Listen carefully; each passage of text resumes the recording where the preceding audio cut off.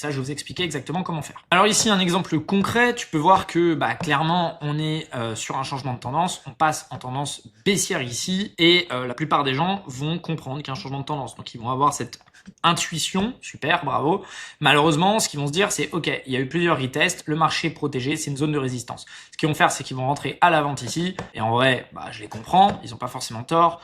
On voit que le marché baisse après. Ils vont mettre leur stop loss au-dessus du dernier point qui a résisté, ok, ici sur le marché, et tout simplement, ils vont se faire sortir parce qu'ils n'ont pas attendu la phase de liquidation que tu vois ici. Je pense que tu le vois, c'est limpide à chaque fois, ok. Donc tu as la continuation, ça consolide, et ensuite ça liquide avant de repartir à la baisse, ok. Donc là, clairement, tu as exactement ce que je t'ai montré avant.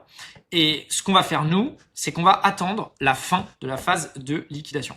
Et simplement parce qu'on va avoir un retest et que, comme tu le vois ici, le marché va retester et il va être rejeté. Et nous, on va rentrer à ce moment-là pour prendre des ventes dans le sens de la tendance, en respectant notre plan, en attendant la bonne phase, et on sera tranquille.